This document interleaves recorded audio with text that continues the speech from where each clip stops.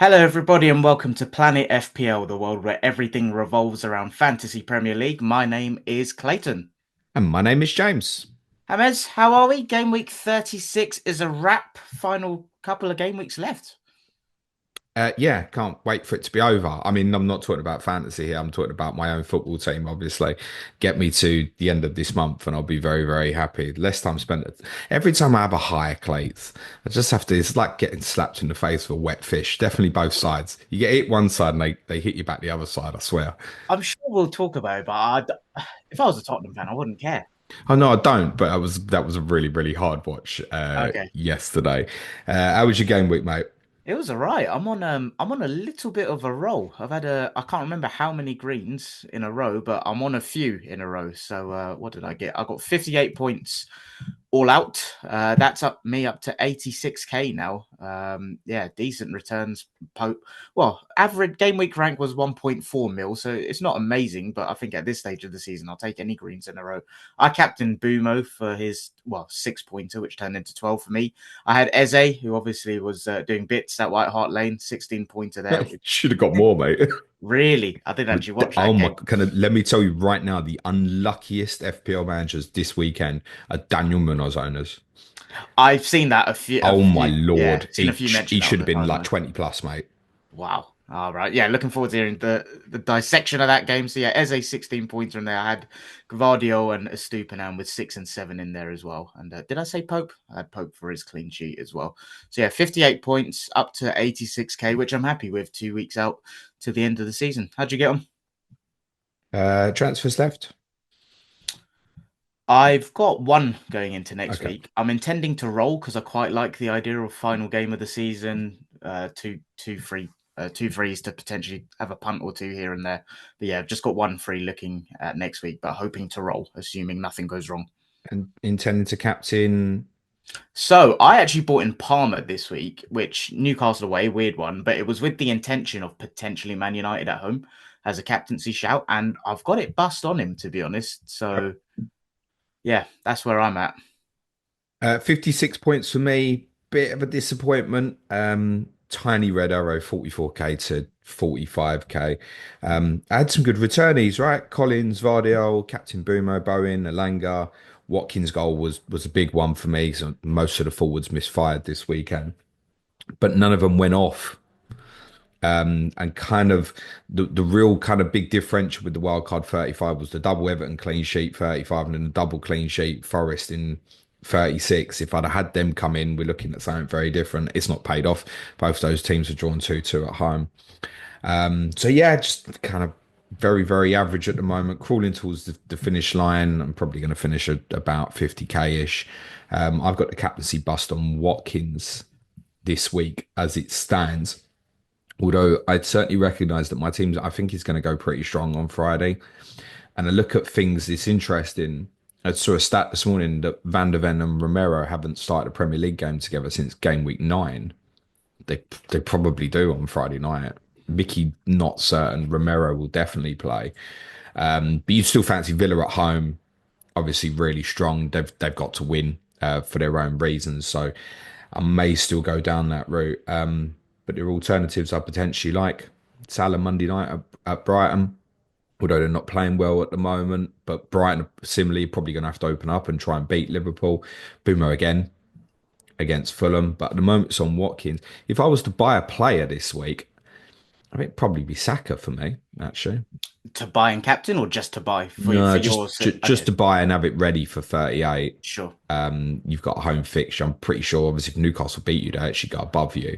Yeah. I'm pretty sure you'll be keen to avoid that. Top five was always a certainty, but it's kind of bar a mathematical miracle for you now. And the Southamptons to get out of jail, even if you do need it. So I could go. I've got the money in the bank to go like Ilanga to Saka, but my problem would be it's no one I'd want to leave out anyway. I got Watkins and Rogers against Tottenham, Bowen against Forest that are beginning to look really fatigued, Boomer and Visser against Fulham, Salah, and Cunha away to Palace, who might be pissed out of their heads. Yeah, it'll be interesting. Obviously, Haaland was back in the team, right? If I don't know how people would maneuver this, but if people could find a way to get him in, that could be a tasty little differential for the final two. Well, it was on the table for me a little bit and I wasn't massively keen. I concluded, whilst doing my deadline stream before, that if Marmoush wasn't in the team, I was going to buy Cunha. That worked out for a mathematical brilliance increase of 1 point. I should probably be happy with sorry, 1 point decrease. I should probably be happy with that because he easily could have been sent off, actually, with the penalty he gave away. I know you can say, oh, it's a tackle, but it's a deliberate trip. I'm not really sure that he's necessarily trying to play the ball. He could have been sent off as kind of an orange card. Um, yeah, I wasn't really keen on other forward options or forcing Haaland in. My conclusion on Haaland was I didn't think he'd be the best captaincy in 37 or 38. I think captain this week is really awkward. Who do We'll you think see. is the best in 37 then? I think it's wide open. It's wide open. I think there'll be a real push for people for Watkins or Palmer this week. I'm probably not going to push for Palmer. I think there's a scenario where Chelsea could have top five wrapped up effectively going into the final. It's unlikely. Probably needs Tottenham to win at Villa and Forest to fail to win at West Ham, and obviously Chelsea to beat Manchester United. But if Chelsea did win and Villa did lose, I think Chelsea's goal difference is currently plus 12, so that'll be at least plus 14. They then mass rotate at Forest final day. Now, I know that's unlikely, but I could be bringing Palmer in just to move him to Saka anyway. And I know a lot of people are playing that anyway. They're going, yeah, Palmer 37, Saka 38. But I want to kind of keep in mind something like an Evan Nilsson or something on final day as well. So I think I'm probably going to leave Palmer. As I said, I'm pretty happy with the team that I've got this week. And I would maybe just go Saka first anyway and have that ready and still go like Evan Nilsson final day or something like that. So yeah, bog standards, average week. Team looks all right going into 37 again, but also don't hold high confidence. Where where Go are on. you overall now? I'm 45k, so drops like 1k this week. Can I give you an absolutely amazing stat? Go on, I love a stat. This is from our good friend Adam Hopcroft. It says, since game week 28, no player priced above 8.3 million is in the top 20 FPL point scorers. So that's Damn. over the last 8 game weeks. No Salah, no Isak, no Fernandez, Palmer, Watkins, all of them. All the None budget of them ones in the coming in top clutch. 20. Some of these names in the top 10. All right, so you've got Barnes, Murphy, Share, and Tonali from Newcastle.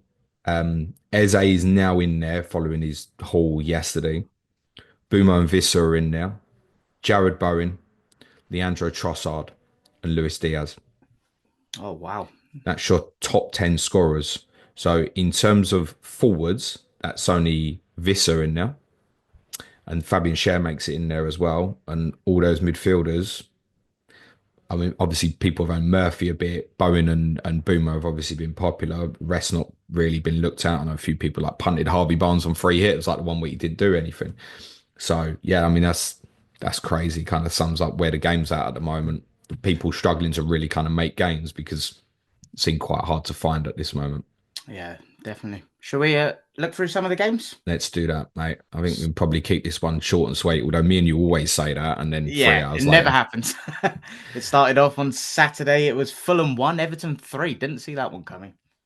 Yeah, great result for Everton, particularly when you saw the lineup. I'm a Jake O'Brien owner. I was like, "Oh, great, thanks." So, David Moyes said that he rocked his knee, and I think there's a number of other people wildcarding in game week 35 who got him in, and obviously hoping he plays against Southampton in 37. For me, I'm probably sitting there with Kivior as first cover at the moment. So again, I don't really want to make defender transfer at this stage. I don't want to Nah. attack the offensive players. So even if he was ruled out, I think I'd probably leave that. He wasn't going to start for me in 38 anyway. Patterson also left out. Ashley Young played. And there was changes up front in the attacking areas as well. Dwight McNeil was back in last week, finally scored, back out the team this week. Beto held on to his place, scored again, although your former goalkeeper did not cover himself Not at in all. glory in that moment. And that goal came pretty much immediately after Everton had gone in front with Michael Keane scoring. Ironically, it might have been O'Brien, not that I'd started him anyway this week. But I did notice there was quite a bit floating about online over the weekend about Fulham having a real problem defensively on set plays. And essentially, I saw something this morning. It's from an account called Tactex, and they'd highlighted that pretty much on set plays, they zonal mark the 6 yard box with pretty much more players than anybody else. Okay, So if you can get it right and someone attacking it, you're you're in. potentially in. They've got a weakness on set plays. So I look at Collins versus Kivior this week. I think I've got to play Collins. Yeah, And yeah, for Fulham, it's season over.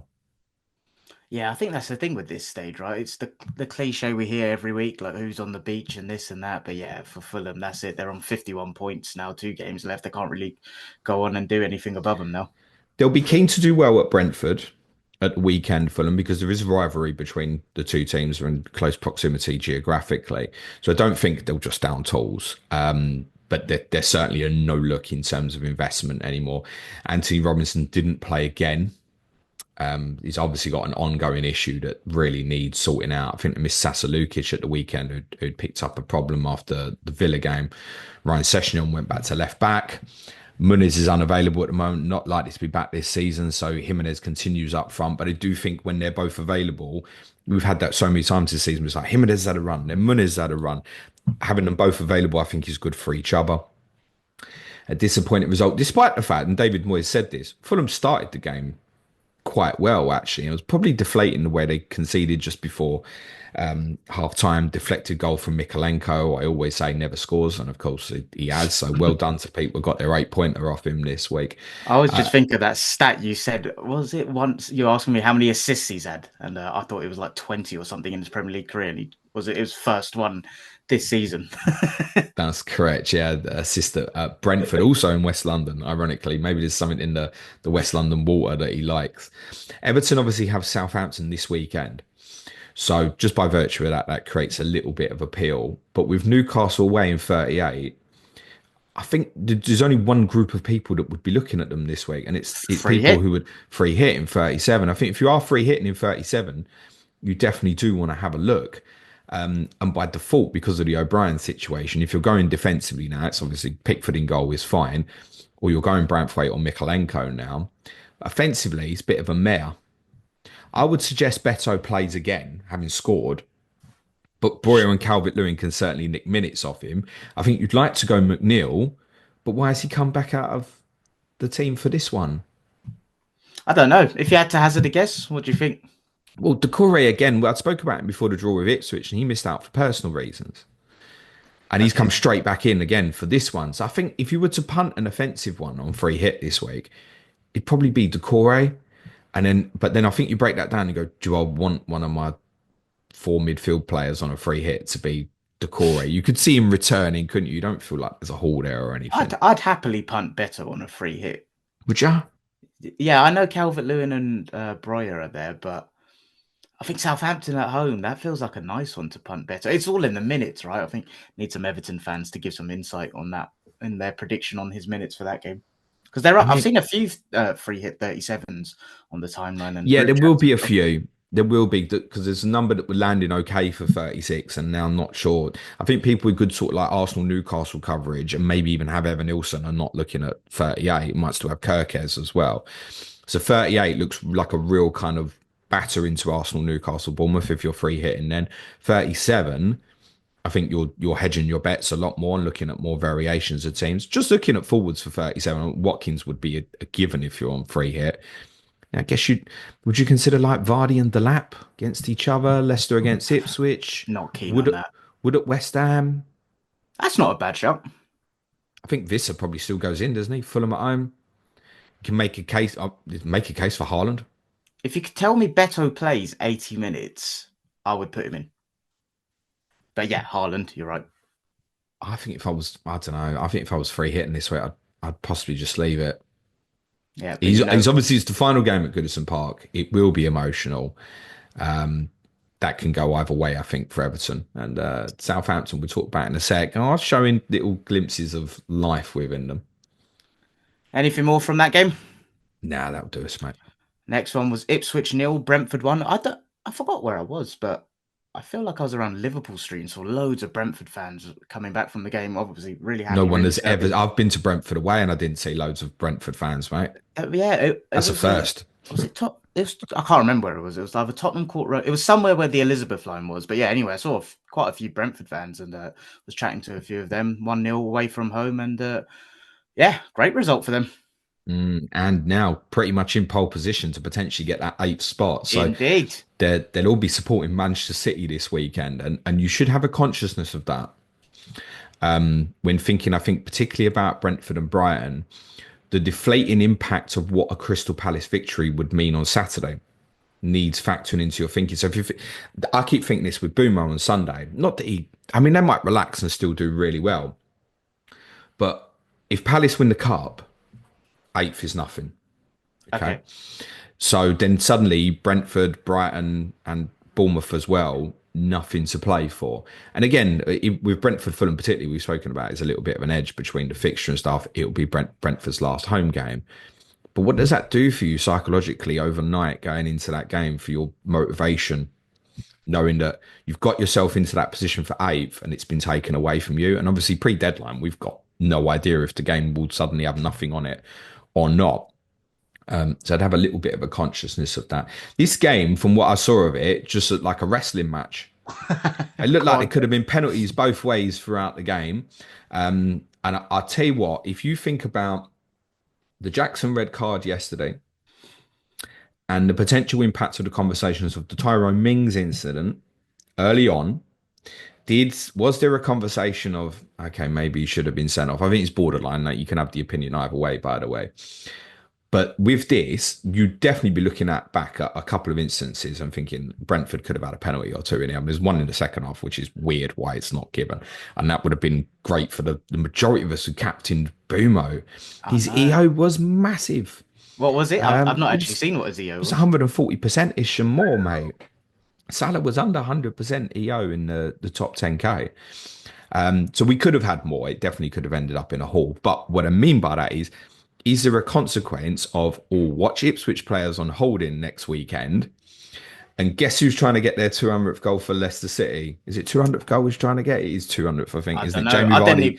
Jamie Vardy is on 199. I didn't even know he's on the corner of a milestone. There's a narrative for people So, this weekend. But Brentford have done brilliant to put themselves in this position. I've been saying for a few weeks, I thought it was every chance that they would do it. They've got the momentum. We've got 3 players now with Kevin Sade added to it, who are all scoring goals up front. The team is settled at the moment. Yarmulke is doing okay alongside Norgard. Got Kyoto in the team now, who's doing well at right backs. We've got really offensive fullbacks in Lewis Potter and Kyoto. They maintain a vulnerability about them defensively. I think Ipswich on a different day could have equalised towards the end, bar a couple of good saves from FPL troll Mark Fleckham.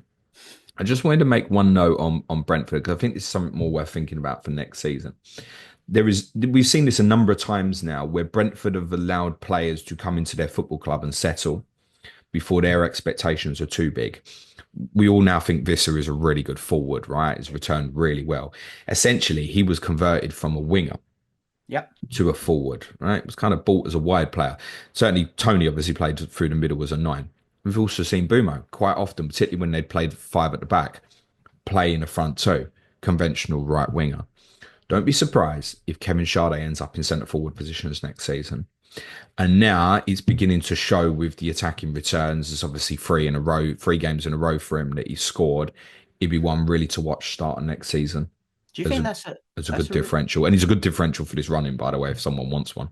that's a good observation? Do you think that's a profiling thing they do, or a matter of Thomas Frank. Or do you think it's just a circumstance thing where like they lose a centre forward, have to try re-profile someone? Well, another player they tried to buy, and I wish they had, is Brennan Johnson. And you do wonder, I've spoken about that a number of times, wondered if he might end up as a centre forward eventually.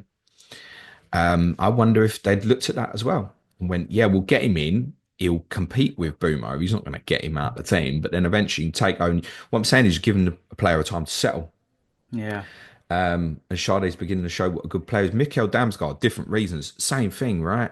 Wasn't a regular. He's played nearly every game this season. Very quietly had a really good season for Brentford. Ipswich deserve a little bit of credit here because they've got a kind of really bad injury list at the moment. Leif Davis will be back next week. I presume he'll come back in at left back. But they had their moments at the weekend. Obviously, did really well to come back from 2-0 down at Everton the weekend before. So across the bottom three, we've all taken the piss out of. They've also shown something in the last couple of weeks.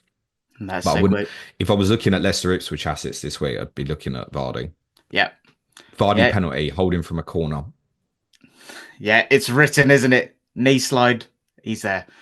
Another team at the bottom that is doing all right for themselves, Southampton. They held I Man bet he City. misses just for jokes. Can you imagine? Next game was Southampton nil, Man City nil, and I've not actually seen his interview myself, but apparently Ruben Diaz wasn't too happy with the Southampton performance at full time. Yeah, look, so what you wanted basically, Ruben, was you wanted them to come out and play and get twatted like they got twatted all season, every single week. That's what you wanted. I've not seen a lot of the game, but you watch clips of it and they're not defending like the edge of the penalty area, mate. They're No, defending like the penalty spot. yeah, They are but making it so difficult to play through them. And credit to them, I don't know what else you want them to do. And you can hear the cheers at the end of the game. How delighted the Southampton fans are to get to the 12th point, right? And not have the sharing of the record with Derby County. And no one thought it would come in this game, I right? think they tweeted that themselves, didn't they, as the club? I'm sure. I They think they. did tag Derby County and said, sorry if we got your hopes up and stuff, which, do you know what? You'd think, hold on, you can't celebrate that. But actually, their season has been so dreadful. Yeah, I'll give them their grace and let them have their moment in the spotlight. So, yeah, Diaz is just unhappy with the fact that Southampton Didn't didn't roll come over. and try and play the game. And fine, it worked. It worked. Any Southampton fan at any point this season would have taken a draw in a game like that. City did have chances, to be fair. Yes, it, What it, I it thought. it is. It is true. They did. If you look at City's pass map of the game, you could basically break the football pitch into four. We talk a lot about breaking it into thirds, final third entries, and stuff like that. If you break it into fours, so split one half of the pitch attacking into half, right? City pretty much spent 80% of the game just passing the ball in that area, right? Before they'd got to Southampton's box, basically. You are right. Yes, they had chances. Team lineup was interesting. Obviously, Vardy did play left back. I do think O'Reilly will probably play the final. We like Vardy more as a left back from a fantasy perspective, but actually, he's been doing really well for the bonus recently, playing at centre back. And picking the attacking guys again. It's a bit of a lottery now, isn't it? McAtee played on the right, Foden basically from the left. They've brought Doku on again. And I thought Doku had a really good, I'm quite critical of him, but I like the player. I just don't like the fantasy output player. He's had a couple of good games recently. He's back out the team. All seems a little confusing at the moment. Thought And De Marmoush Bruyne and shoulders. Haaland, I'll keep screaming it. City won't be able to play the way City have been playing. And Haaland, for all the effort City had, Haaland never had one to injury time, mate.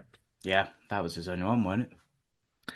De Bruyne has now not scored since April last year away from home, and I know a lot of people were dying to get there, and I've just not been feeling it. Saying week on end, I really think there's a huge influence of that Crystal Palace game in people's minds, and the awkwardness now with City, and this also applies to Palace assets, is I think pretty much you can't buy them now. I think Yep. like those who attacked Haaland suffered. I get it. I'm not saying anyone's done wrong. I've seen a few Haaland triple captaincies out there. To have Haaland against Southampton at like 11% ownership is madness. Like what it could be. I get why people have done it.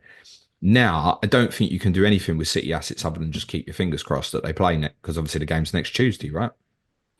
Yeah, because that's what I was going to ask. There'll be a lot. Well, I'm in the boat where I've got Marmoush. There'll be a lot of people that have him. I think there's still a few Savinho owners popping around, and yeah, it's just an awkward one at this stage, really, isn't it? The one good thing is, I don't think City can just throw the towel in, right? We would both expect Chelsea and Villa to win Friday night, right? Yep. Okay. That means City will go into their game with Bournemouth in sixth. Yeah. Yeah. So, like you said, they're going to have to go for that, aren't they? Yeah, Well, but I this. think who plays will be quite dependent a lot on what happens on Saturday. Yeah.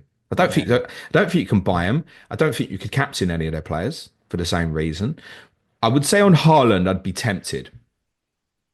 The reason I'd be tempted is I didn't think he'd start in all honesty. I didn't think there was a necessity to push him.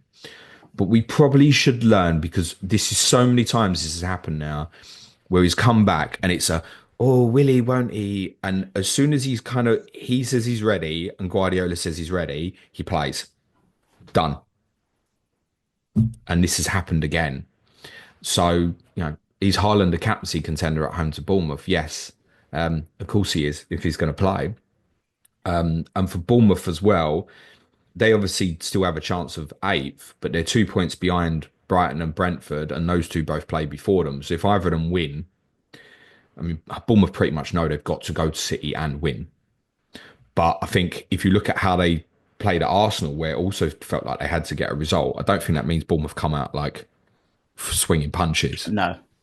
I think Bournemouth will play the game sensibly. It just makes it really awkward for fantasy assets, that game. So I wouldn't be adding any new City at this stage. You're obviously not adding any new Southampton, but congratulations to them for beating that Derby point total. And I'm really pleased that they have actually, because they are honestly, they are better than that Derby team. No, I've been saying it all season. Yeah, there's periods I see them where they actually play quite nice football in passages. So yeah, I do agree with that. Anything on that game before we move on? Let's go. Next one, another team. They're putting themselves in a good position for that fight for eighth. So Brighton 2-0 win away at Wolves. And yeah, what were they on points wise now? So they're joint with Brentford on 55 points. So Wolves had those 6 wins in a row against the six worst teams in the league, and have played two good teams since and got beaten and not scored. Well, okay, Football. figures. But for those like me who bought Cunha, again, I don't overly fancy him away to Palace, and they're really strong defensively. But if you told me now Palace was going to win that final, surely they go and celebrate, man. Oh, yeah, you'd Like if hope you so. if you said to me now Palace win on Saturday, I'd say to you, I think Wolves win on Tuesday. Yeah, me too. Yeah, They would have to, surely. it'd be the first time we've ever won it. Yeah, I So know that. sod Tuesday. I mean, the game is actually irrelevant from a league perspective for Crystal Palace as well. I wouldn't go chasing any Wolves players now. Like if you've got a forward player, I probably wouldn't go Cunha at this moment. I think for me, because I had the Marmoush issue, I looked across the 3 weeks and went, who can I put in there? Hang my hat on. The fixtures are okay. Brighton, Palace, Brentford. Yeah, okay. Little bit of confliction for me, maybe going against Collins on final day. But it might be that Cunha's my cut to go to Evanilson, possibly even on final day as well. Particularly if Brentford still need to win. I can't see me selling Vissa, and I mean I probably don't want to sell Watkins either. So if I did go Evanilson, it probably would be Cunha gets moved on. But yeah, I think I'll stick with him this week. I think most other Wolves assets, if you've got eight Norrie and stuff, you might be benching this week, subject to what you've got in the rest of your team. Brighton are a weird football team, aren't they?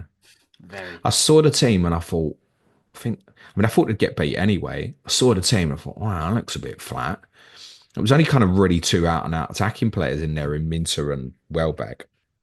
You're thinking, well, what's he played? He's kind of got Lamptey and Vifa both on the right hand side and stuff. Vifa's been covering at right back. Lewis Dunk was absent as well, although Adam Webster come back in, and Adam Webster was actually playing really well at centre back when he got injured, ironically.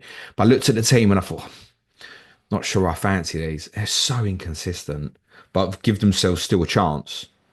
They've got And two they'll think they'll probably think they've got to win the last two games, right? Well, there's every chance to win the last one because it's a White Hart Lane. They're very capable of beating Liverpool Monday night. Possibly. Liverpool are I not think it'll be 100%. tough. It's clear. Wow, from the first half against Arsenal, it sounded like it was a different story. But we'll talk about it. Yeah, Yeah. but you could have won the game by the end as well, Clates. João Pedro back from suspension this week. Not a guarantee to go straight in, I would suggest. Probably does, looking at what they played at the weekend. And Mitoma continues to carry this bit of a heel problem. I think if you are still hanging on to that probably needs moving on. Welbeck owners, I wouldn't see Liverpool this weekend to panic about it. Danny Welbeck's fit. That's the main thing that matters with Danny Welbeck. It's one game a week for the last two. I tell you what, that's a rogue differential for the rest of this season, but I wouldn't see me going near it personally. He's quietly put up a very decent campaign. 10 league goals, 4 assists, and just looking through It's his the first time he's got to double figures in the league. correct. For goals scored, yeah, correct. Yeah, it's Yeah, incredible. Well, it's I know. mainly down to injuries, isn't it? Yeah, but like, I feel like that's gone under the radar because I know this season when we've been talking about João Pedro and Welbeck's been the name that we've kind of had to consider. But yeah, quite happy for him. The problem with Welbeck has always been, do you know that there's an injury around the corner? So that every time he's in a bit of form, you hit that reluctance. You think, I don't want to do that. And even still, you think, oh, I can't buy him this week. I punt him and he might get injured before the final day. You're going to look at other players, I think, aren't you?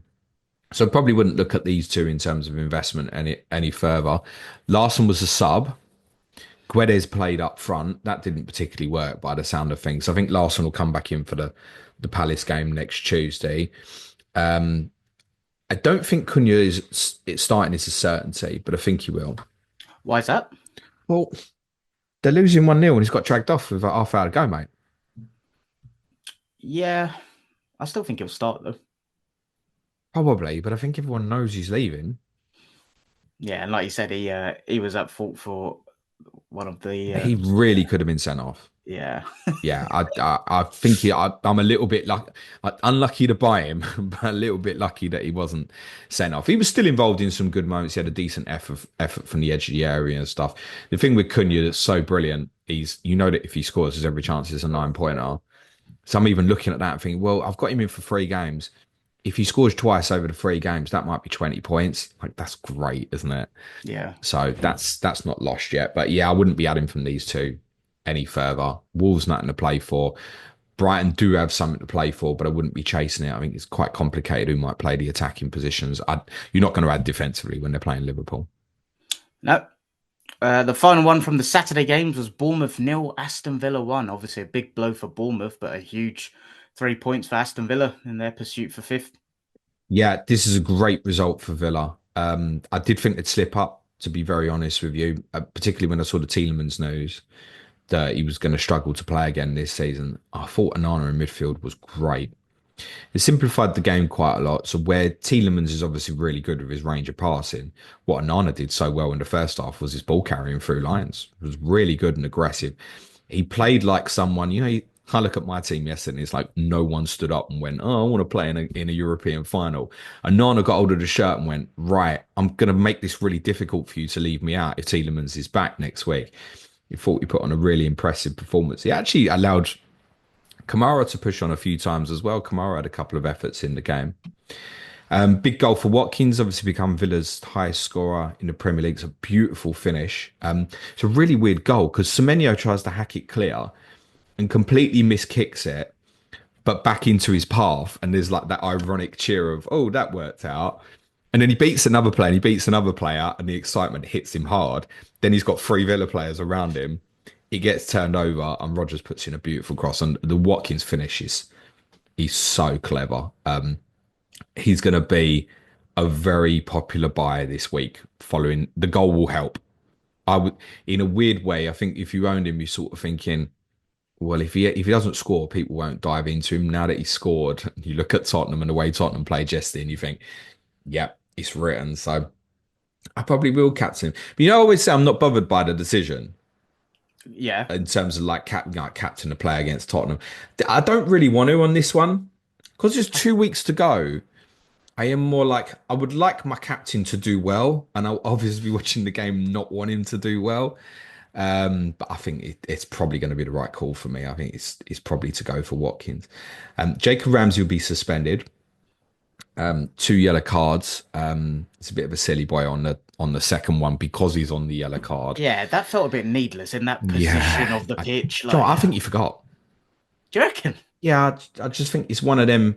You're not. It's not like a player that would get booked regularly. I just think he's done an instinctive thing, and when he's done it, he's not thinking, oh, I'm on a yellow.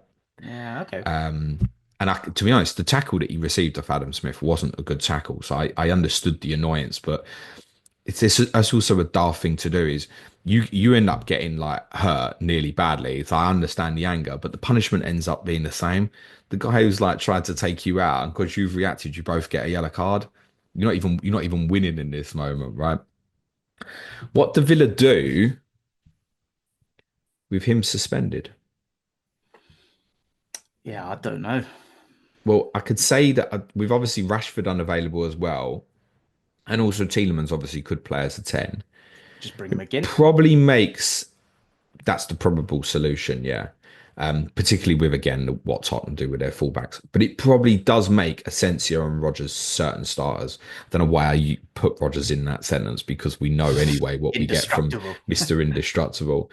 But for those on Asensio, and I've seen a few people saying, please tell me he won't play because I want to get rid of him. Like, I want an excuse. That's a probable hold this week. And again, that's a punt. I mean, if you're free hitting this week, I think you do go free Villa. Yeah, and who are the three B, do you reckon? Well, So Watkins Watkins, was the obviously. obvious. I think Rogers. Just purely, although I'm saying that about Asensio, is it that unthinkable that he goes like McGinn and Bailey or even or Marlon? It's not That's unthinkable, is it? not at all. No, when you list their options, it's So I think Watkins and Rogers would be a shoe-in, and defensively, I'll chance Matty Cash on a free hit, you know. why him? I think he's played really well recently. I watched obviously both the games against Fulham and Bournemouth. I thought he did really well in both games, both defensively and offensively. Konsa is kind of the no frills pick. And listen, obviously, can be a threat from set plays. But if you see how Crystal Palace is, and I realise it's right wing back rather than right back, if you see how Daniel Munoz played yesterday, I think, yeah, Matty Cash is a good punt for the final game. And it could be that Villa lined up with something like McGinn off the right, where they tuck him in, and then Cash is obviously pushing forward on that right hand side. So I think Matty Cash, I wouldn't buy it, by the way, but for free hitters, might be a cheeky little punt that obviously could haul. For Bournemouth, you're obviously not investing ahead of City away, but they stay very much on radar because of that Leicester fixture in game week 38. Absolutely screams. So if you're in a position where you've got a player that's injured and you're lined up well this week, I don't mind like getting a Bournemouth player in for cover.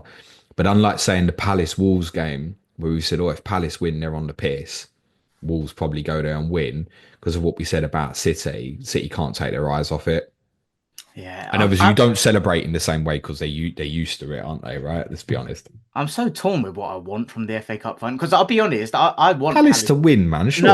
I know, and I Although I got feel sorry for Brentford under that this circumstance a is little what I bit. mean. It's Yeah, like yeah. I wish Palace could win, but then Brentford, Brighton, and Bournemouth could all still have a go at trying to get something. Maybe Tottenham or Manchester United will donate their Champions League qualifying place. You wankers. Well, one team that, well, I don't even know where I was going with that, but the next game, which kicked off Let's on the segue it because, firstly, do you think the Mings was a red card? no, I don't think Mings' one was, if I'm being honest. I think he puts his arm. He's obviously putting his arm out to hold off. I would say that I've seen Tyrone Mings do similar things before. And I think if he just swung his arm out, he's actually not making connection. Alex Scott is obviously running to him at the same time.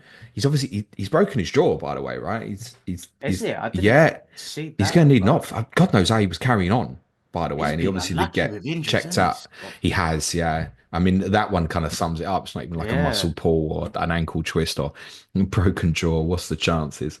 So that's his season done. It doesn't mean Lewis Cook will go into a deeper position, almost certainly against City. And Cliver obviously was a real surprise, obviously not starting. I'm sure will come back into the team against City in the same way Semenyo didn't start at Arsenal, was obviously back in the team. Yeah, I mean, that's really borderline one. It's one a little bit like with the Evan Nilsson one. I, I think it's close enough. Don't overturn it. I think I Yeah. understand scrutinising it, but I think it's a split opinion. Although I know what Russell Martin said on, he kind of dropped it in. There wasn't a follow up question. He said on Match of the Day last night, and obviously he's a football manager and is more experienced than we are. He said he thought the Mings one was worse than the Jackson one. Really interesting. Yeah, so Yeah, I had it most the see it the complete other way. opposite. Yeah. Okay, fair play. One incident I did forget to ask was jumping back a game. I don't know if you saw De Bruyne's potential stamp in the Southampton game. I can't remember who it was. No, It was. I think he landed accidentally, but it did go to VAR check and stuff. So not seen that. all right, fair play. So kind of in that big a deal, unless No, it's exactly. Kev and we didn't want him to rule him out of Big his six last home bias. game. And yeah, De Bruyne is not a certain starter against Bournemouth, by the way. I know people want that narrative. What if he plays 120 minutes on Saturday? If Kevin De Bruyne plays 120 minutes on Saturday, he's not He ain't starting against playing. Bournemouth. And again, I'm not saying people for City assets.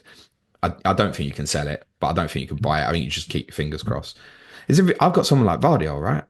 Yeah. You got a Kanji back fit. They might have someone like Aki even back next week. If Vardy plays 120, is he a certain starter? If it ends up being a 120, I think the defensive guys, if it's 90, it's fine. But if it's 120, you couldn't rule out changes. No way. No. On to the Sunday games, and it started with a bloody convincing win for Newcastle, 2-0 against Chelsea at home. Was it? Well, okay, convincing result. I didn't see the game. I saw highlights. Definitely convincing result. Jackson, red card for you? Yes, I think so. Yeah, I don't know. Maybe I'm influenced by how it lands and the contact rather than the intent, which is a poor way to analyze it. But when I saw that, I was like, oh, yeah, straight away. That's a clean red for me. Yeah, I have to say, I thought Russell Martin's analysis of it did make me think twice about I it a want to little go and bit. watch that. Yeah. It's good. What he said, and it's a little subtleties that I've obviously people who've worked within the game will notice more than maybe we do. But obviously, the ball's coming it's obviously it's a direct ball, and they're probably a bit frustrated because they've struggled to retain possession. You know what Chelsea want to do; they want to control and stuff like that, and they've struggled. It's understandable. It's Newcastle way, and Newcastle changed system, and maybe they weren't prepared for that. So the ball comes direct over the top. And obviously Jackson's running away to that's always a more dangerous one, right? Because it's not if you're just jumping up, and obviously you know when you jump up, your arms go out. Because he's running, he's coming with what could be deemed as like an excessive force, right? Because he's running and he's looking over his shoulder, and he looks at Botman before he goes in, right? But what Russell Martin said was he said, when Jackson looks, Botman's obviously a big lad. He's like 6'4" or something. I know he looks small next to Superman Dan Burn, but he's a big lad.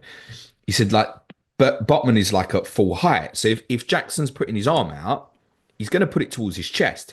Yeah. And what happens is at the point of contact, Botman bends his knees Oh, so he of puts getting ready to jump.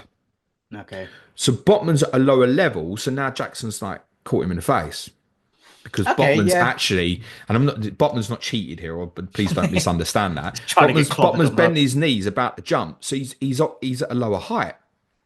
But like Martin says, when Jackson first looks, Botman's at full height. Then when the contact's made, Botman is not 6'4" anymore. Yeah. Okay. So when he explained it like that, he was kind of, and I did think, yeah, there's Did a it bit make of you change your mitigating mind for then? that. And I didn't think the one thing I would say about I don't think Jackson meant to do him. I don't think Tyrone Mings meant to do Alex No, Scott me either.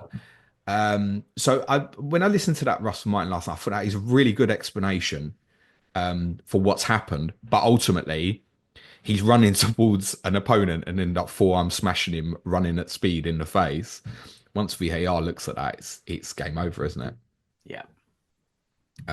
Don't put yourself in a position in a hostile environment like that to potentially have that happen. And it's potentially cost Chelsea. It's worth saying, obviously, they win the last two games. Top five will still be theirs. It's still obviously absolutely in their hands. And they'll fancy doing that. United at home, you would fancy them on Friday night. And then the Forest game. But Jackson obviously is a miss because Chelsea fans will tell you, like I tell you about Tottenham and Dominic Solanke, their team doesn't function in the same way without him. Yet, bizarrely, Who would come in for him? I think Tyreek George might play, Fair actually. play. Nice. Well, What an Jadon opportunity. Sancho's ineligible as well. Yeah, So yeah. that would have been the common one. You think, okay, they'll put Sancho back in the team and Neto probably goes as the nine because that's what they did a little bit earlier. But with Sancho ineligible, I'm not sure that they do that. So What an opportunity that would be for him. I think there's every chance that George, he's not a player I've seen a lot of. There's every chance that he might start. I'm not suggesting people punt that on their free hit. Remember, Chelsea United is 8:15 kickoff, and obviously UK deadline is 6 o'clock. So you're probably not going to get anything on the Chelsea team or the Man United team because it's 2 hours 15 after the deadline.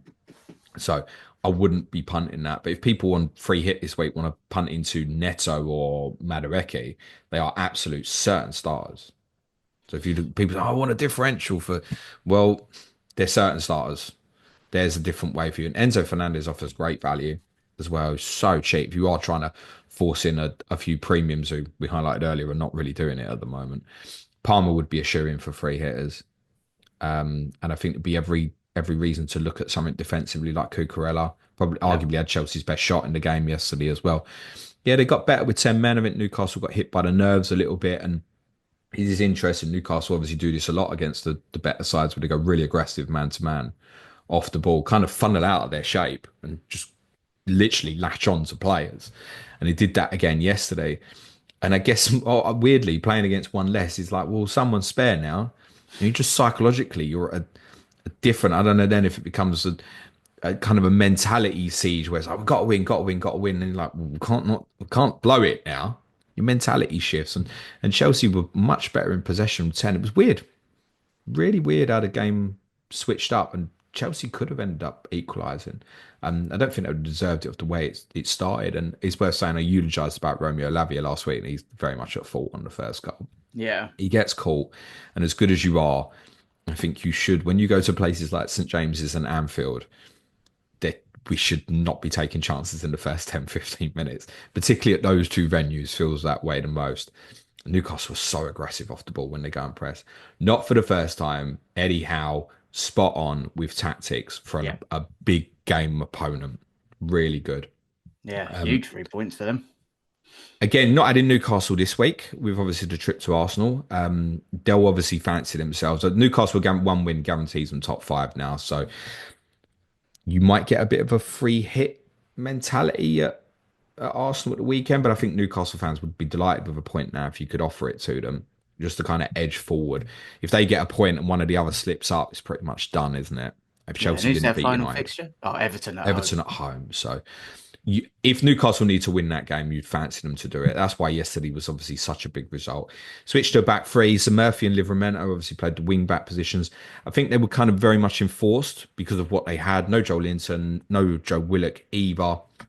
And obviously Kieran Trippier out as well. So I mean, kind of most senior substitute they could really use defensively was probably like Emil Kraft, who's average. So they've gone with a back three. Botman had been pushing to start anyway. And then obviously to change to a back four later in the game, but this isn't working now because Chelsea were having more of the ball and stuff. So it was an interesting watch tactically. I wouldn't guarantee that the back three sticks at Arsenal, but it might. That would be availability dependent, you'd imagine, right? I think so. Yeah. And Eddie Howe has beaten Arsenal this year playing different ways, Yeah, yeah. which includes holding on at the Emirates in the second leg of, the first leg of the semi final, going 5-5-0, literally, at the end of that game. So, yeah, I escaped as a non Isak owner this week. Game week 38, he still might end up getting back in there for me. But I think likes of Isak, Gordon, Barnes, if you fancy it, will be decent punts for 38. I said for those three hitting 38, I think you'll end up going free Newcastle. Yeah, I agree with I that. think. I don't know if you'd be put off, excuse me, if Newcastle won on Sunday and had top five wrapped up. I think you still Nah, I think think party atmosphere Everton last home game, I think. Yeah. I don't know. I think I'd still back them for the win. I don't think Eddie Howe is the type of manager that lets that kind of complacency creep in per se. I think they'd still go for it. And I don't know. I've seen them party and I know, but I don't think it will affect the performance from game week 37 to 38, given it would just be kind of wrapping up top five. yeah, okay. Jackson, obviously, by the way, because that's a free game ban, he's suspended for game week 1 next season. Ha! All right. So Chelsea are going to have a game week 1 punt ram down our throats all of preseason. Just echo what I said earlier. It's not likely, but there is a scenario where Chelsea will, all bar mathematics, have top fives snapped up. If Tottenham did win at Villa and they beat United, and then if Forest don't win at West Ham, at that point, Chelsea surely rotate at Forest final day. Yeah, If they've got like a 14 goal swing advantage, right, it's not going to get turned over. They'll have the Conference League final 3 days later. I'd just be wary of that. I think I'm going to leave Palmer. I think. Fair play. Next game, Man United 0, West Ham 2. Aaron Wan-Bissaka running down the wing. Left wing, obviously played left wing back. They switched him over, and right wing back Soufal could have scored in this as well. United had some good chances in this, although quite a lot of them when they were already behind. Kind of sounds like West Ham deserved to win it. It went back to this two up front, Bowen and Kudus. They seem to be doing that in away games. There seems to be a difference away games and home games at the moment. Bowen and Kudus is a two away from home, Fulkrug coming into the team home games. And Forest are obviously quite strong aerially, so it might be that Fulkrug comes in again against Nottingham Forest, which is Sunday afternoon kickoff. Lucas Paquetá didn't start, by the way. I meant to talk. I said I meant to talk about this last week. I didn't know about it till quite late in the week. I was at the game, obviously against us, and he was crying, wasn't he, after he got booked? Paquetá. I haven't seen this. Yeah, he was crying. I was obviously behind the goal, so I couldn't. I just thought he was refusing to go and speak to the ref. But he was getting consoled by people. He was so upset after he got booked. And there was a report on the Telegraph on Wednesday suggesting that he might not play again this season, as in start, because it's just not in the right frame of mind with all the stuff that's going on off the pitch. Oh, that's sad. He is absolutely. So I hope he's getting the proper support there. It probably does effectively mean that West Ham went with a kind of stronger spine midfield three of Souček, Ward-Prowse, and Rodriguez. And Souček, it comes across as such a lovely man. Have you seen his interview 100. afterwards? I've not seen his interview, but I've seen him before, and like, yeah, I just agree. He just seems so wholesome. Yeah, he's obviously for those. I kind of want to repeat it for those who never heard what I Go for said it. before about when he scored against Leicester, and he was asked why he didn't do his helicopter celebration. And he said it's out of because of obviously what happened with the chairman at Leicester. I thought it would be like not nice to do that. So he's obviously a very conscious man. So to speak, so highly of him all the time. In terms of you know exactly what you get from him. He arrives in the box at the right times. He's not the sort of one that I would necessarily go punting for the final two. But Forest at home, Ipswich away, I guess those who are not on Jared Bowen are probably still looking here, aren't they, Clates? But would you actually go there? Why not? He's in form, he's talisman, keeps scoring. Is he a talisman? Got Jared Bowen for West Ham. Of course Oh, I he is, thought you were mate. talking about Suchek. No, Jared Bowen. Oh, oh, I then yeah. moved on from Souček to Bowen, mate. Oh, yeah. Then yeah, absolutely on Bowen. You got it or not? No, I don't. Tempted? I'm maybe in game week 38, depending on Chelsea's situation, if I move off Palmer, but not sure. I haven't like penciled anything in, nor do I intend to pencil anything in. I'm going to be quite reactive the last couple of games rather than proactive, to be honest. Yeah, he's in good form, Jared Bowen. That would be the one to go for if you want to. Good day for Areola owners. I did see, by the way, I saw some incredible benches this week. I saw one of 40 points. Bloody hell. And yet, this is what's remarkable about this week. I saw a few in the 30s and 40s, and you know what they all had was like Newcastle and Palace assets on the bench.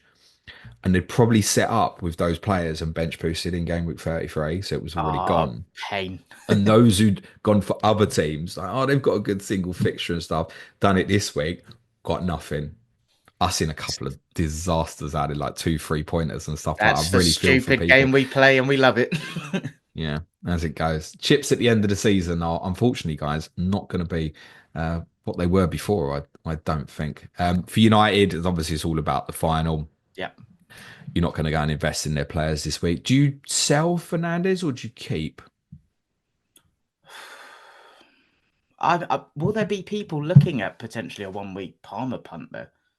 Switch it. I think Fernandez, it won't be many who's got Fernandez. And I can only think he'd be the only United player people have got at the moment. It might be a few who've got like Matt Rowie and stuff. If you've got something like that, you'd just benching it this week, I think. If you've got Fernandez, I think you'd be very tempted to move on. But United, I'm pretty sure, will pick a strong team on Friday night. And I think, as I've said previously, I think Tottenham will as well. Got to get some momentum in, just from a fitness perspective, even if it's not a result perspective. You would expect them to get beat at Chelsea, wouldn't you? I'd seen a stat. I can't remember exactly what it was. But isn't it they've only beaten the relegated sides this calendar year or something? Is that right? Wow. Something. It's the It'll last be 15 games or something. They've only beaten like relegated sides or something like that. I'm looking forward to seeing them start the season next year and obviously have a full preseason under Amrim, potentially get a few players in that he wants. Because I feel like we've all just, since December, just been like, oh, it's not his squad. We can't judge him. So I'm looking forward to seeing what he does with It's full it's preseason. interesting. No one that the Europa has obviously kind of obscured things for United and Tottenham this season, kind of given them kind of a get out, if you will, a pass. But no one seems to be saying, "Oh, I think Amram should go." And I'm not suggesting anyone like I don't think he should go either. But I guess if Amrim or Postecoglou do end up staying next year, and I think it's assumed that Amrim will, Yep. Yeah. that if you're not, this can't continue for United next year, right? Like, at what point do you go, hang on, you've been here a year and we've won like 10 league games or something. Like, Yeah, that's what I think. In a lot of the analysis, and I do this myself, I am in the headspace of I just need to start judging him from next season when he's had that full preseason and gets his own players. But you're right, it's been a while now. But yeah, he's obviously done amazing in Europe. So yeah, it'll be interesting to see how they get on next season. yeah, look, What? they've obviously gone. You can say something. Oh, I was going to move on to the next game. So go on, carry on. No, I'm just going to say, look, they've obviously rotated heavily again at the weekend. Although interestingly, he seemed to name check Matt Swarry on Friday as someone who needed a rest, and yet he still played.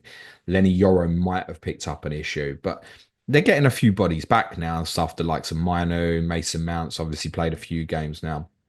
I was just looking back on United's results. So dating back to the win at Manchester City, the late win, which was game week 16. They've won 4 league games, which was Southampton, Ipswich, Leicester, and Fulham away when Lisandro Martinez scored late on game week 23. So yeah, since game week 23, they've won 2 league games, Ipswich and Leicester. Yeah, not great. But they've been so focused on Europa for months. It's a pass, isn't it? Yeah, But for exactly. both teams, both teams have got to win that trophy to justify what's happened, and they can't both win it. In fact, but more likely the way the two are playing, both to lose it somehow. If only that was possible. Still playing penalty shootout on Friday. On to the next game, Nottingham Forest 2, Leicester 2. Now, this was a 2-point blow and a half. Oh, Bloody hell. Forest. The irony is, again, it's if they win the 2 games, they'll probably still do it. Where would they have been points wise if they would have They'd be been fifth on fifth on 64 64 points? in their hands. Yeah. Forest. The problem with obviously what's changed now is you can say, right, well, they win at West Ham and they beat Chelsea. Then obviously under that circumstance, they finish above Chelsea. But you'd fancy Villa to beat Tottenham and Man United, wouldn't you? It's kind of just discussed. Yep. So need Villa to slip up as well. They've got to win. Despite being a point behind, the way it's landed, because there's 2 above them now, they've almost certainly, the goal difference is better than Villa, much worse than Chelsea. They've pretty much got to win the 2 games. You don't feel capable now, do they? Oh, of winning the 2, I think they can. I really think they can. What makes you think they're not capable of doing it? I'm I not don't saying know. it's I think fatigued. I think they're a bit of a wall. sure. I don't. I think they'll lose at West Ham. There you go on Sunday. Fair play. I think they'll go there and win, to be fair. The Chelsea game is the I one hope for where, them they do. And yeah, by the way, qualifying for Europe, it might end up as a bit of a disappointment. But Nottingham Forest qualifying for Europe is an incredible achievement. yeah, especially, I think I always do this when you think what expectations were in the summer, but then it's so hard to not get caught up in everything with where you are in the season and stuff. But I was gutted for them, to be honest. When was it Buonanotte that scored the goal, the final Oh, one? it's a really bad goal to consider. Jamie Vardy does great on it to link the play, but you end up Poor with defending. Aina and Milenkovic have both been really good for Forest this year. Milenkovic dives out; he doesn't not really need to. Like I've said this about him. I don't think he's great on the ball. I think he's an outstanding penalty area defender. Aina's ends up stretching it. Milenkovic doesn't It was doesn't like a need to step out. half-assed If you attempt as go, well. you've got to win it pretty Yeah, much. Then exactly. he stepped out, and Buonanotti's now running at Morato. Now, unfortunately, as well, the goal doesn't happen if Murillo's playing because Yeah, Murillo will step out and be aggressive. And if Murillo don't go and clear out the ball, he'll take the booking in that scenario. Once Morato backs off to the area, it's game. And Buonanotte steps inside him. He's a tiny little footballer. He steps inside him so easily. And that was obviously from a position they've obviously come from behind. They've given exactly. away an early Yeah. goal. And you think, the manner of the second goal with the brilliant cross from Gibbs White, Chris Wood kind of almost like a 20th league goal. 1980s header. Yeah, brilliant. It was a brilliant goal. We think that's a fitting way to win it and stuff. Yeah, I'm disappointed for them because I really thought they'd have wrapped this up a while ago. They're 2 points shy of doubling their points tally from last season. That's For absolutely context, like mental. an incredible season. I'm sure they'll acquit themselves well in Europe. I just think what they are essentially, they're a good side, very difficult to play against. Once you start taking out a key component like Murillo, it hurts really, really badly. And I think they've got like a strong kind of core, like sort of 12, 13 players. Once you start stripping behind that, I think there's problems. So look, they'll get into Europe. They have to, by the way, beef up that squad. Yeah, and I think they will. Without, if they don't, they'll be in trouble next year. Yeah, managing two competitions with that squad just is not doable. Did you see Gibbs White's celebration? Wasn't sure. It was one Uh, of these, like, when they do the noise stuff, and well, I was, there's a little bit of a kind of Leicester Forest. I wouldn't even say rivalry. I'd say dislike. yeah, I wasn't sure if it was to do with that or if there's been rumors about his future or something. So yeah, I wasn't sure what that was about. No, I didn't read into that. Although what it was more interesting celebration yesterday, which I saw right below me, was Ebe Eze right in front of the home end at Tottenham doing like a call me. Was quite. I was thinking, yeah. I mean, based on what I'm watching here, yeah. Will you Is that answer though, what you think? He Ebe? wasn't just trying to do the Nketiah. He definitely. There's pictures of it. He stared at you, James Linden, and was like, "Call me." No, he honestly, I've put it in for our content schedule this week. I posted that picture.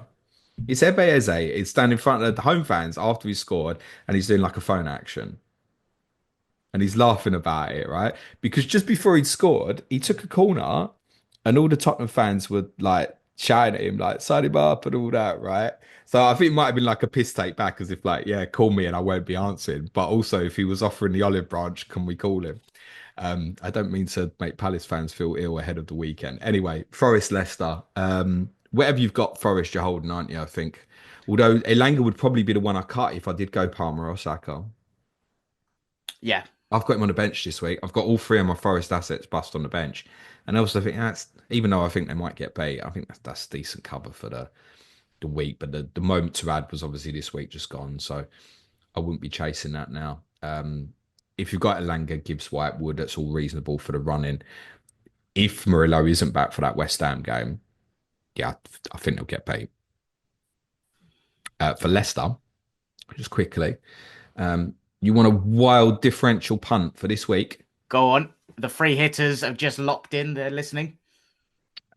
Jamie Vardy's not it. No, Jamie Vardy is one, but I think people would know I was going to say that anyway. El Canus, mate, I is a like that. really Yeah, yeah. rogue one to punt this week.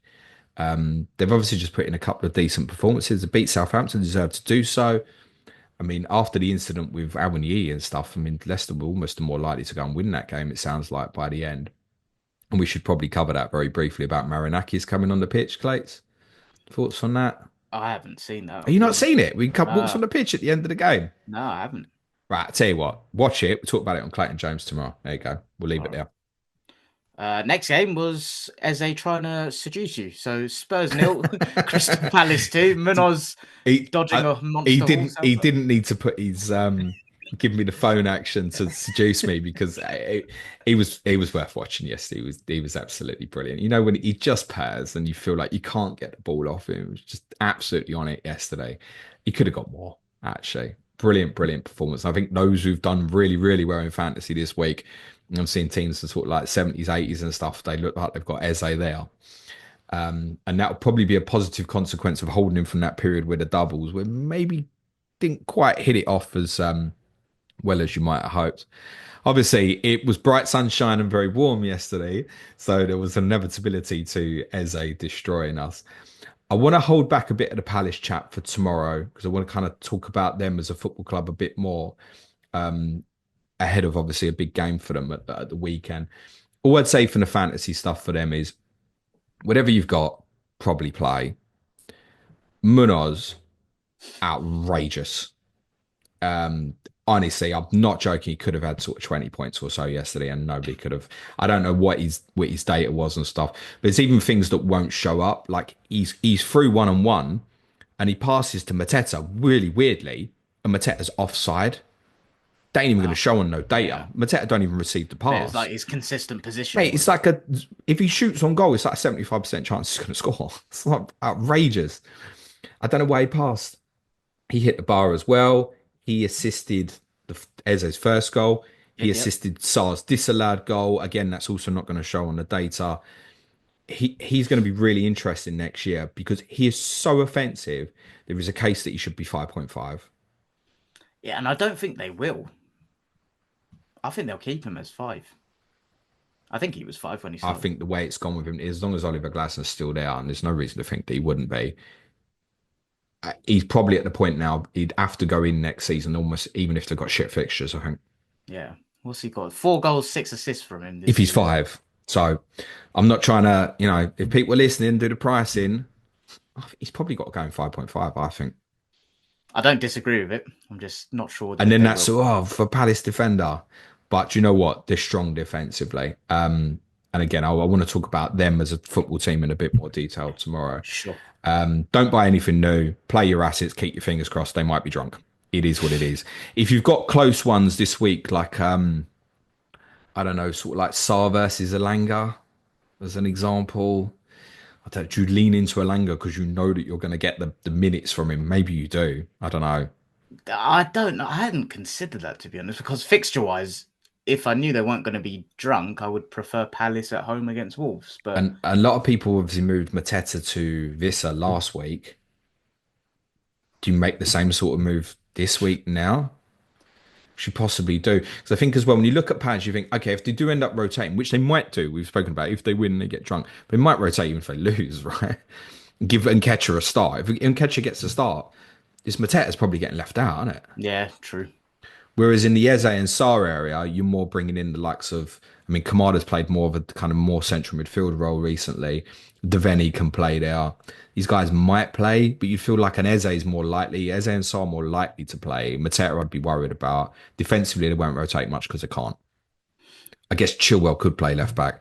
Munoz is such an athletic machine, he'd play, I would think. Yeah. Yeah, I feel like with Palace, there's too many unknowns going into the weekend to be able to gamble on definitive picks and stuff. For Tottenham, as you said earlier, I don't really care. But I think, and this takes some doing, I think that was probably our worst performance of the season. Oh, wow. And I think in terms of pound for pound home games, that's definitely the worst in the new stadium. And I say pound for pound, I know we're taking a couple of batterings in there, but batterings to really strong opponents. Palace are a very good team, but Palace should have won 5 or 6 nil yesterday. There were lots of changes from the Thursday Yeah, team, though, yeah. right? So it's all mitigating. It's all Yeah. mitigating. And if you look at Tottenham's 11 yesterday and Palace's 11, I think probably you could only really make a debate for Bentancur, maybe, to get in the Palace team of what played yesterday. I don't think any other Tottenham player that started yesterday would get in Crystal Palace's team. So it gives Wow. you a kind of idea of what you're working with. But that was so bad. Proper. I debated leaving with half hour to go. Really? It's the first time I've ever left. Like, the clock hit 90 and I went. And I'd never leave at that time with only a 2 goal difference. I just, yeah, that enough. What is the maybe this is more one for patron Tottenham Also, fans. didn't care. It That's what I is was just true at going the to same ask. time. Like, do Yeah. people really? You just got to a European No. final, I'm right? just But yeah, telling you that Palace were excellent. They should have won yeah, 5 or 6 nil. Genuinely, Tottenham's performance was awful. As I said earlier, no one put their hand up to go pick me for the final. Like, yeah. Speaking of potential pick-me's for the final, I saw Kulusevski went off injured. Is he all right? the report is yes, he should be. He was on the touchline. He tried to run it and he wasn't happy. And then he ran on the pitch and he kind of got to the halfway line and then sat down. He seemed to walk off okay, but he did look like a knee problem, so that concerns. So he might need a scan. Obviously, with Madison and Bergvall are 2 players. Bergvall can play as a 10. If you lose Kulusevski as well, we're going in with kind of a flat midfield three, or we're not. We'll just play Sarr as a 10 in the final. It's not great. Yeah. So Kulusevski's one that might not get risked Friday night, even if he's available. But I think otherwise, and Mickey van der Ven's another one I've mentioned, they might just wrap him up in cotton wool. But otherwise, I think Tottenham will pick their strongest team. For the Tottenham fans out there who think Jed Spence is Tottenham's best fullback, There's a few in my 11-a-side team that think that, by the way. So I will send them whatever clip you're about to say. obviously you're not buying Tottenham players this week, guys. Very clearly. I'll talk about that more on Tottenham Ask for You on Patreon tomorrow. Final game of the game week was Liverpool 2, Arsenal 2. Now, I'm in a very weird situation where, as an Arsenal fan, I didn't watch the game. I was playing myself. My Sunday League team won the title, and I then had my auntie's 60th. So yeah, I always find it weird. Well, I think there's 2 games this season I've not watched, and this was one of them. So you're gonna have to give me the TLDR, mate. What does that stand for? Too long didn't read, which doesn't really add up when it's a game of football that you watch and not read.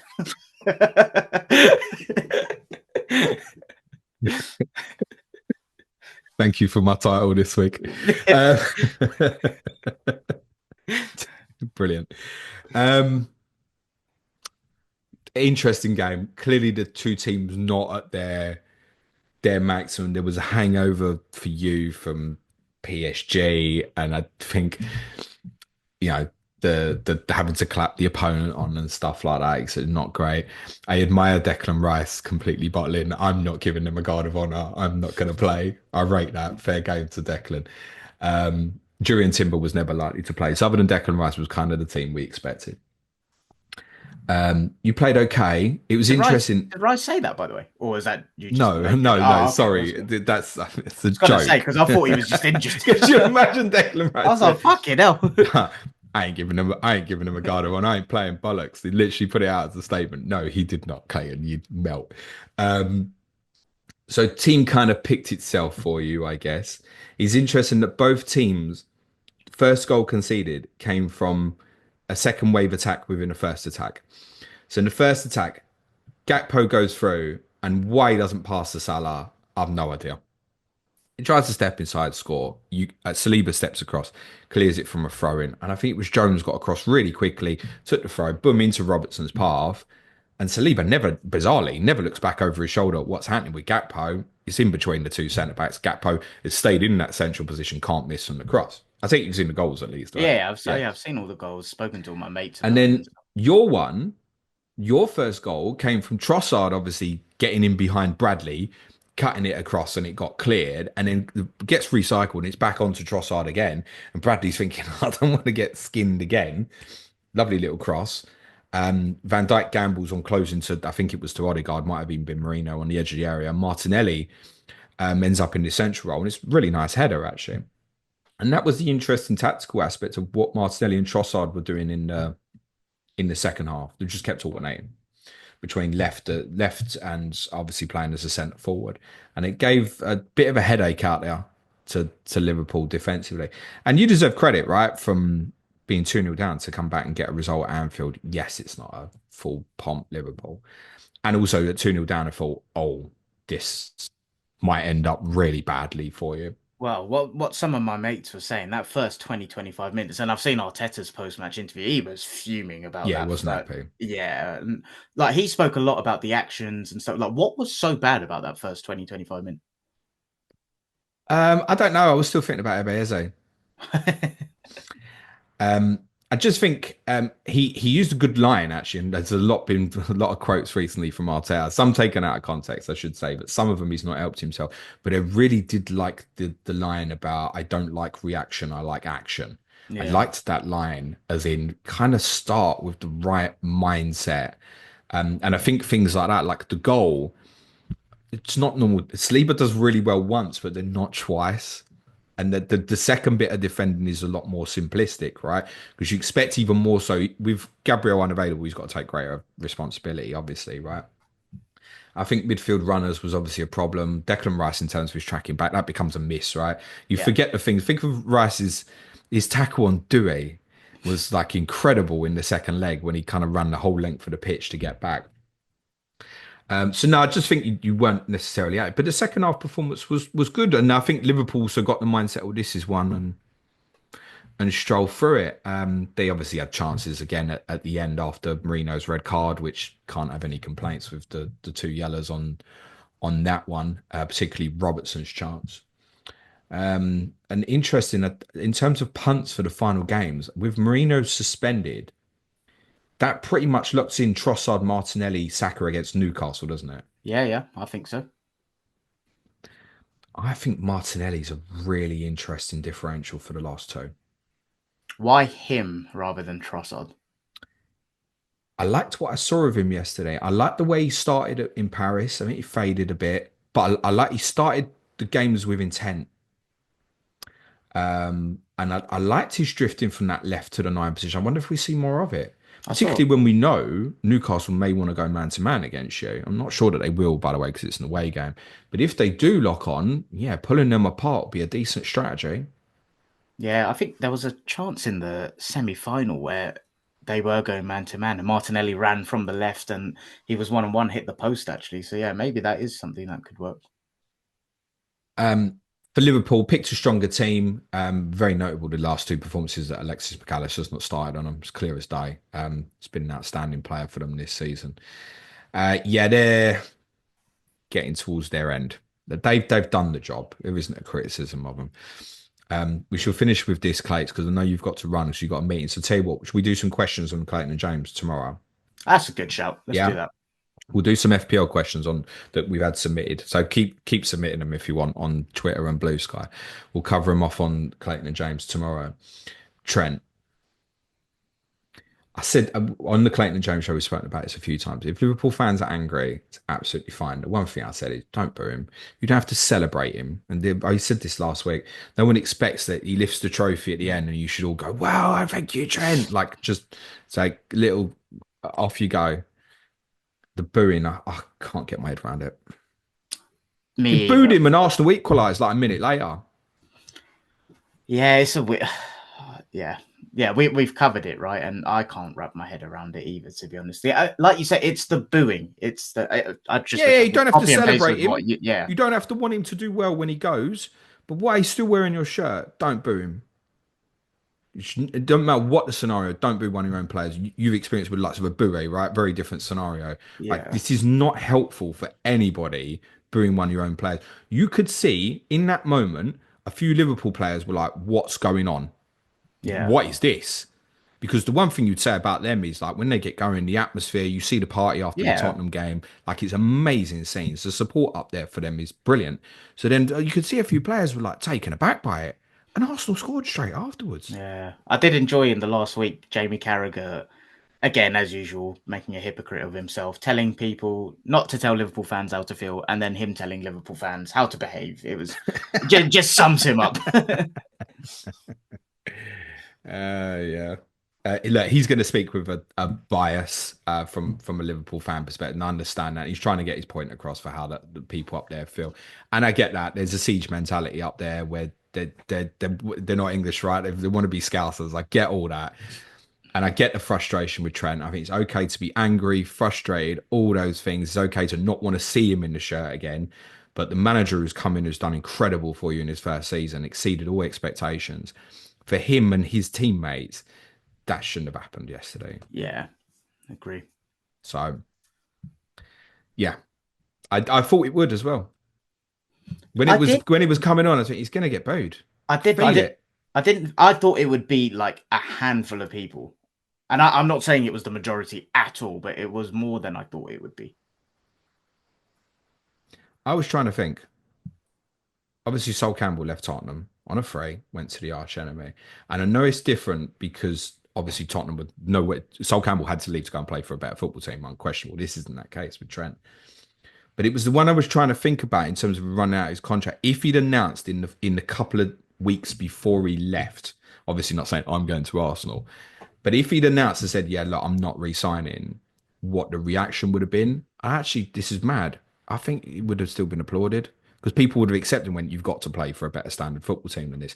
This is not what's happened with Trent. But I was trying to think, even with the player I disliked the most, he probably would have got applauded at that Ha- point. It would have have you been not? different, but he was a homegrown player, right? I think it's very different though. Yeah, because No, I get it. He had to play for a better football team. yeah, I just try and understand it, and I get it. You know, for Liverpool, no player should leave them in their eyes, particularly a homegrown one. I get it. I feel all those things, but I don't think he should have been booed. Bottom no, line. agree. That is a wrap of game week 36. Super stuff. I'm all off to check if I can find a triple captaincy for Ollie Watkins. No, I don't think so. As I said, we'll answer some FPL questions on tomorrow's Clayton and James show. I know Clayton's got a run. Wednesday's going to be Ask James. It's scheduled for 10 a.m. That might move to 2 p.m. Please keep an eye on my socials.